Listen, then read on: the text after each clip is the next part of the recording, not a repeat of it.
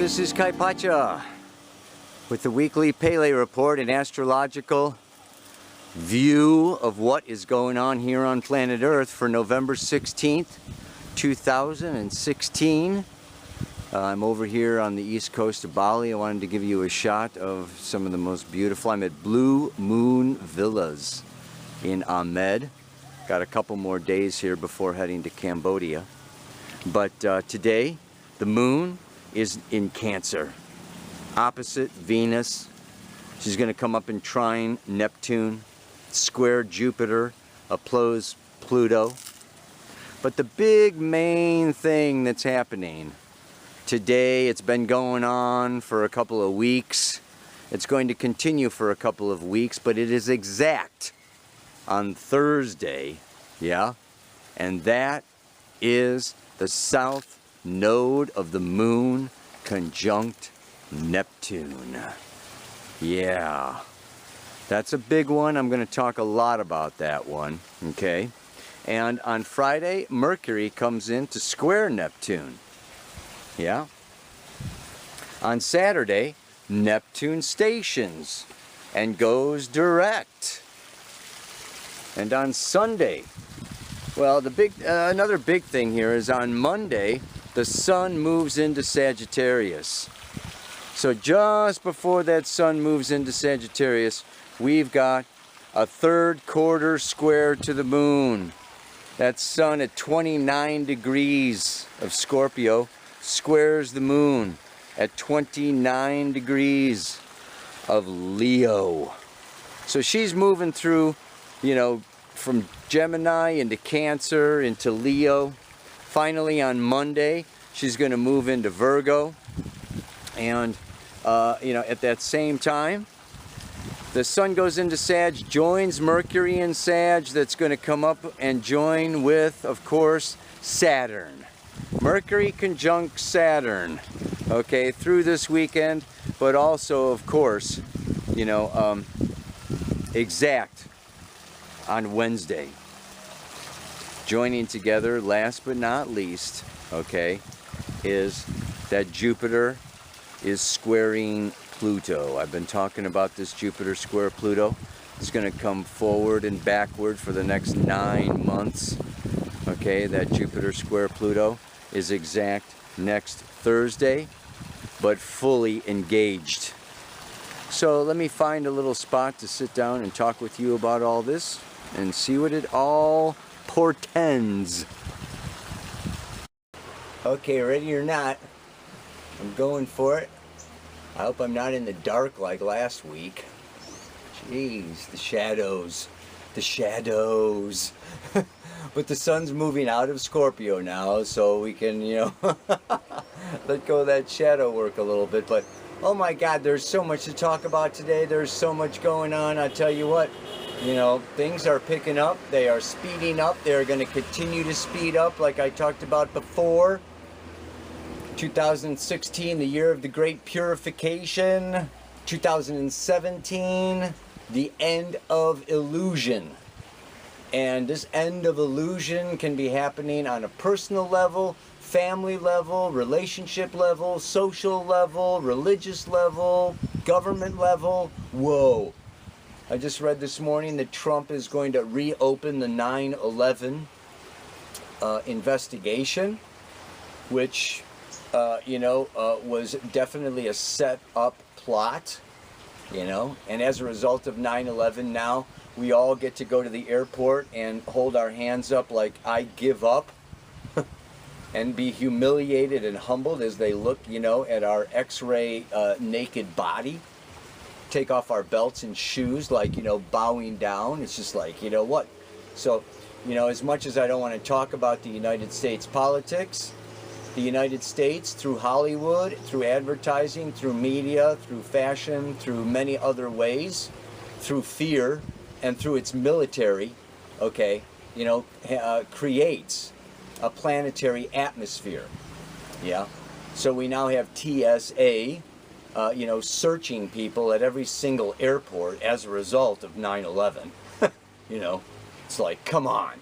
And then we have homeland security, we have beefed up, we have, you know, building walls and immigration issues. This is all about Saturn moving through Sagittarius. Saturn is walls and limiting, you know, problems and issues regarding, okay, nature, Sagittarius, natural law, all right, migrations of peoples. These are all problems. And that Saturn is, you know, in square, has been in square to Neptune. Brings me to Standing Rock, the Native American people. Yeah. Neptune rules oil and water. Here it is, conjunct the south node of the moon today, right now. Yeah. Active for the last month, active for another month. And this is just like opening Pandora's box. From the collective unconscious, letting out, yes, all the spirits that have been laying down, yeah, all the secrets, all the issues that have been stuffed, not wanting to be seen, dealt with, everything we've avoided and denied for generations, kind of bubbling up. So here we have racial tension. Okay, we have social justice, and what is Jupiter in Libra? Libra wants balance, peace, harmony, and justice. It's the scales of law. This is a year of 2017 of social justice, and so we have everybody traveling up to Standing Rock and demonstrating in the streets.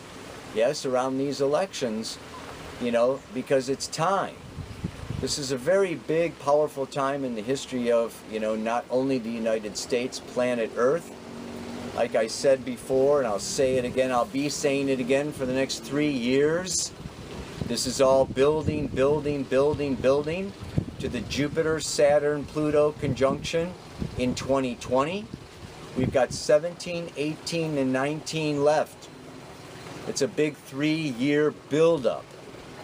And this 3-year buildup is basically, we could have entered and ushered in a new paradigm easily, gracefully, slowly, gently, dismantling the old. Or we could have, and we have decided collectively to bring it on like a tidal wave, wipe out the old paradigm, and start over again from scratch. This is more traumatic. For some people it may be more exciting. It's more revolutionary. It's more rebellious. But it is certainly this Jupiter opposite Uranus. You know, in fact, I just uploaded a whole talk, 2-hour talk that I did on this 2017 at my last workshop for the new paradigm community. Maybe I'll stick it up for on Facebook or something for everybody, but I don't know, I could go on and on and on about this, but let's bring it down to more of a personal level, because we've also got this Jupiter square Pluto. It's building, and you know, next week it's exact, and then it comes retrograde and direct, you know, through, you know, more than half of 2017. And it has to do with the mantra today. And this is building, it's forging relationships. Forging. Yeah? Like we forge. You know, like the blacksmith forges, you know, pounds on and beats the metal into shape. It's time to forge relationships, whether it's between the native people, okay, and the oil companies, whether it's between the public and the government, whether it's between you and your personal partner. This is a year of forging relationships, and through that work, through that expansion, there is great awakening, awareness, and evolution that can happen through sticking with and working through our issues, dilemmas, shadows, projections, and problems that we have with the other. The other, capital O. Whether it's enemies, business, personal, romantic, sexual. The other is calling us, pushing us, bothering us, prodding us, checking us, testing us. Are you in your truth? Are you lying? Have you changed your mind? Are you willing to change? Will you meet me part way? This is all part of the new paradigm. This is all part of the change in the masculine and the feminine. This is all part of the nature of intimate partnership and relationship changing. And what do we want? I think it's, the work of David Data that talks about men, the masculine, I should say, which is the majority of men have a masculine essence, want freedom. And the feminine, the majority of women, want love and connection. These two, freedom and connection. Yeah, we each are both in our own unique mixture. And the soul creates. I'm doing this little thing on Facebook, because I posted this picture of my wife and how I have chosen a path, of evolving through monogamy. Yeah, and I want to just really put it out there that it's not either or, it's both and more. Evolutionary astrology states, that there are naturally monogamous archetypes, naturally polyamorous, naturally single, there are, and that different souls for different incarnations at different stages of their evolutionary development will choose a particular sexual orientation and nature for that lifetime, for them to evolve certain characteristics and develop certain elements, aspects, treasures about their identity, about the nature of life, the nature of source. And that's it for that lifetime. And you come back in another lifetime and you do another way, or you do another thing. And this can be seen in the astrological birth chart, the aspects of Mars to Pluto, the phasal relationship of Venus to Mars, as well as the sign and house and aspects to Venus and Mars in your natural horoscope. Yeah. So there's not a one-size-fits-all, and it's not that, monogamy sucks or polyamory sucks or, gays suck, or we each choose a different path and pattern, and this can even change within a given lifetime. So you look at the progressions and the transits.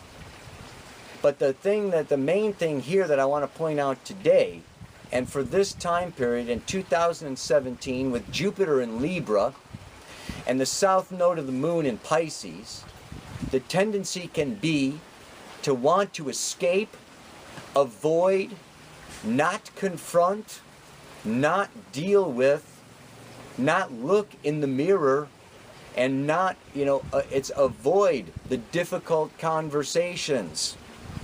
Because our partners will also see our shadow and see what we're missing and see what we need to evolve. And the deeper and more intimate that relationship gets, the deeper and more they see about us. And they bring it up for us. And then we need to look at it within us. And then it's like, let me out of here! Or do I change? And this brings me to Harville Hendrix. Yeah, I just watched a video or two. I'm not an official on this imago thing, but one thing that I got from that relationship model, very interesting, that we connect, with people unconsciously. We get involved in intimate relationship and partnership with somebody who is lacking and missing what we lacked and missed in our childhood from our parents. And that person, on a soul level, is wanting to develop and evolve that aspect. So we are calling our intimate partners to develop and evolve an aspect of themselves that has atrophied, yeah, or atrophied, is dormant, okay? And they are calling us to develop an aspect of ourselves that our unconscious soul wants to develop, but is like, really, what? Think about that. So a long-term relationship, it's like, okay, I don't have, you know, a right hand. So I'm attracted to somebody who doesn't have a right hand, but has always had the capacity, ability, and soul desire to grow a right hand. So I get it, I connect with them, and I call out, I don't have a right hand. You've got to be the right hand. You've got to grow your right hand. And they're like, what do you mean, like right hand, and you go, you know, it's like, I lost my right hand. I know what this right hand is, you know, and so relationship is a dance, and this dance is challenging each one of us to evolve an aspect of ourselves, okay, that we are unconscious of, but solely want to be. This is Jupiter square Pluto. Jupiter in Libra squaring this Pluto in Capricorn, yeah? With the Pluto polarity point in Cancer, this Cancer-Capricorn axis, yes, is about security, it's about the family, it's about childhood, it's about the past. And this relationship now is challenging us to come out of old established patterns from our parents and their parents and their parents. And these, you know, relationships are now pulling us forward. So, and the tendency with Neptune's South Node in Pisces is forget it. Love is too much work, it's too much of a problem. Every relationship, you know, always brings me to a place where I feel lacking or missing something. Yeah, it does. And, you know, it's also like super freaking powerful and possible for you to be something and grow something that you think you are incapable of being or growing. For the masculine coming out of freedom, yes, I can do connection. I will be here for you.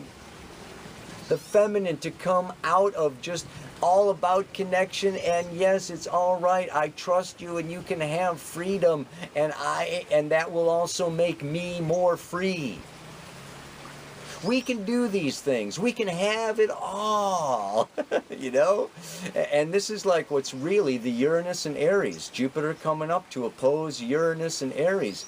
This is redefining our concept of what it means to be human, of what it means to be a man, what it means to be a woman, what it means to be human, what it means to, you know, be a sexual being and in this body and with this genitalia.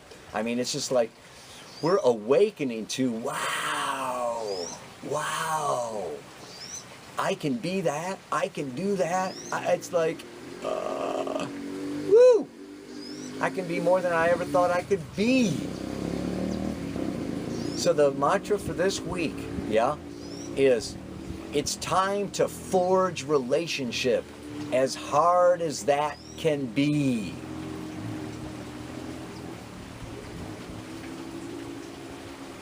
For the other will test and prod and push that my truth I may clearly see. You know, I wasn't able to sleep last night with that full moon, and I'm sitting there, you know, and this mantra is just like wafting over me, and I'm like,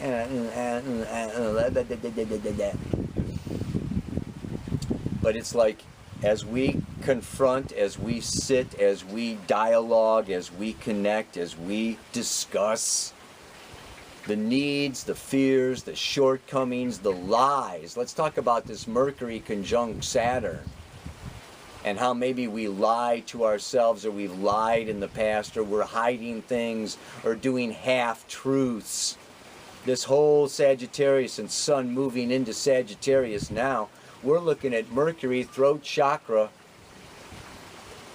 and we may think, oh yeah, you know, that I thought I said that, or I thought I shared that, or I didn't mean to this, that, or the other thing. It's time to get into North Node in Virgo. Look at the contracts, look at the emails, look at the past conversations. Maybe you need to be writing things down here, but you know what? Get clear and come out of this, fog. Oh, I thought I, did this, that, or the other thing. Time to ground. Pluto square Jupiter is, Pluto in Capricorn. Time to ground. It's a real grounding. All right, let's see if I can remember it now.